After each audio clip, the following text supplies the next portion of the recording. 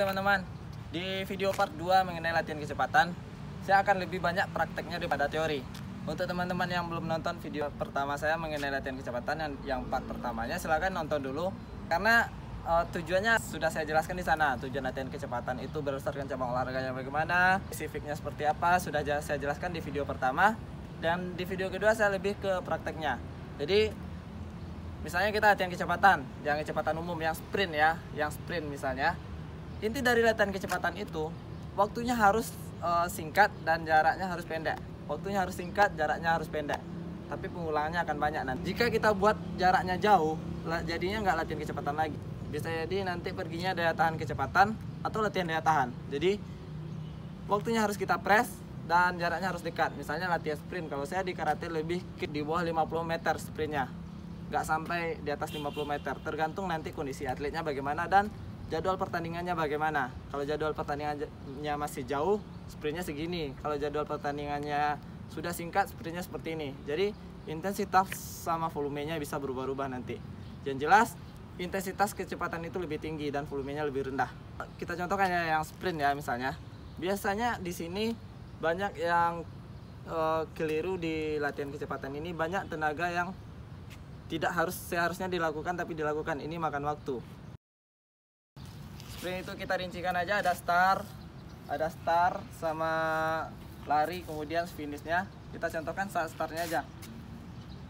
Saat startnya latihan sprint, kebanyakan orang latihan sprint seperti ini.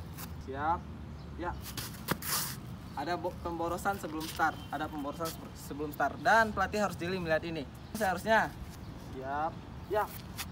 Langsung meledak ke kaki depannya saat sprint ya. Bisa cek di atletik pun saat pertandingan yang meledak itu kaki depan bukan kaki belakang. Tenaga mana yang bergerak pertama? Coba pindahkan kamera ke kaki ya. Perhatikan lagi. Kebanyakan orang salah saat sprint, lambat saat sprint itu di startnya aja udah lambat. Bersedia, siap, ya.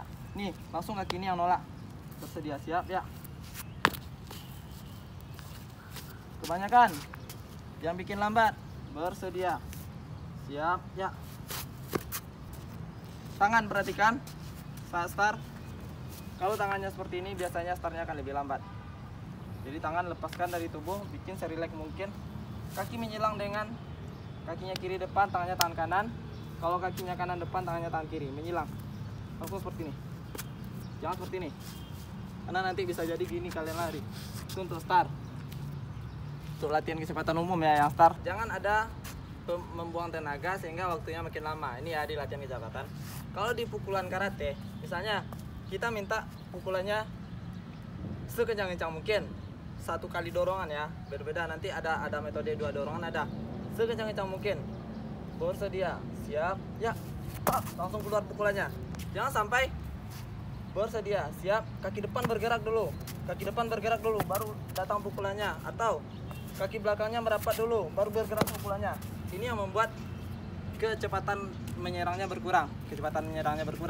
Jadi perhatikan, ada sesuatu yang biasanya kalau atletnya lambat ya, ada sesuatu yang membuang-buang tenaganya atau membuang-buang waktu di pergerakan atletnya.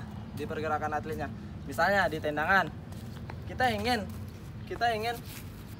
tendangan atlet kita kencang, mau wasigeri misalnya, tendangan atlet kita kencang, langsung naik. Kebanyakan yang membuat tendangannya lambat, kaki belakangnya bergerak, kaki depannya bergerak dulu seperti ini, baru naik.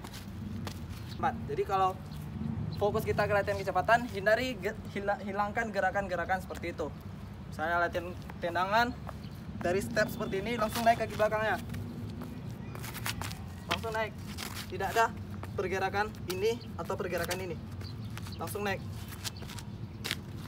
Kemudian untuk latihan khusus misalnya karate, misalnya membutuhkan kecepatan tangan, latihannya dengan push up misalnya. Pelatih harus membuat latihan push up ini sesingkat mungkin atau sesedikit mungkin, tapi pengulangannya banyak. Misalnya push up-nya cuma 10 kali atau 8 kali atau 6 kali atau 5 kali. Jangan sampai push up-nya, kita ingin atlet kita ini pukulannya cepat, tapi kita latih push up-nya 40 kali, 50 kali. Tidak akan ketemu jadinya. Karena kalau sudah push upnya 40 kali sama 50 kali itu namanya latihan daya tahan tangan. Saya contohkan, kalau saya dalam melatih, misalnya kita latihan kecepatan tangan ya, kecepatan pukulan atau kecepatan tangan, push up 10 kali sekencang-kencangnya. Bersedia, siap, ya. 1, 2, 3, 4, 5, 6, 7, 8, 9, 10. Oke, setelah 10 kali diberi waktu istirahat 2 menit. Jangan lebih dari 2 menit. Kemudian diulang lagi repetisi kedua, repetisi ketiga, keempat, kelima. Saat repetisinya berubah, misalnya tadi saya lakukan yang pertama. Saat melakukan repetisi kedua, jangan lebih dari 10 kali. Tetap boleh, tetap 10 kali di repetisi kedua boleh, dan berkurang pun boleh. Ini yang namanya intensitas dinaikkan, volumenya dikurangi. Intensitas dinaikkan. Misalnya, tadi waktunya 10 kali push up itu 4 detik misalnya.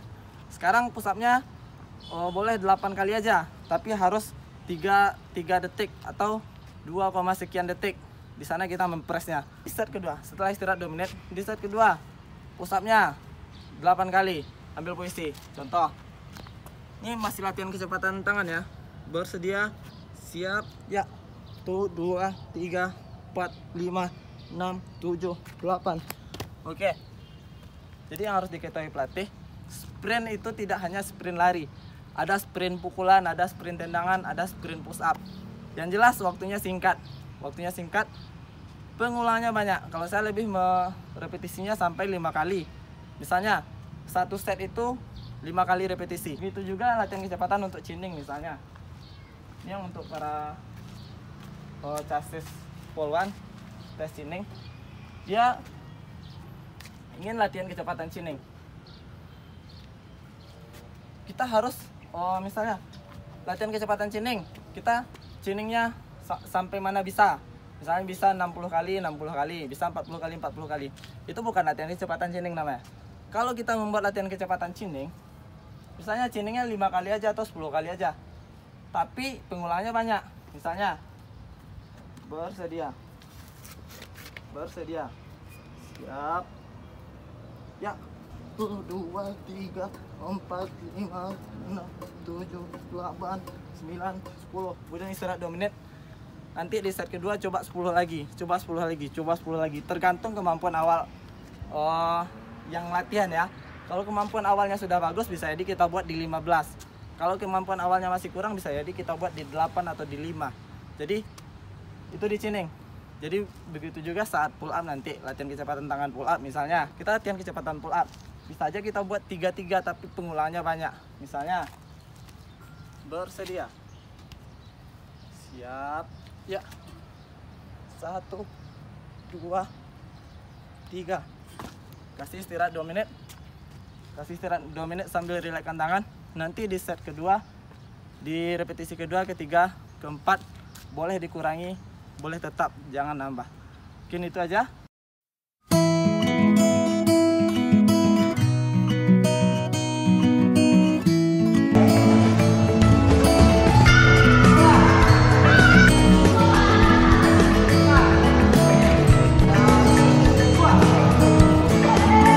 Teman-teman, terima kasih sudah menonton video saya yang di kecepatan part 2-nya. Kalau teman-teman merasa terbantu dengan video saya, silahkan di like. Kalau teman-teman ada usulan lain atau ada pertanyaan lain, silahkan di kolom komentar. Salam sehat berprestasi.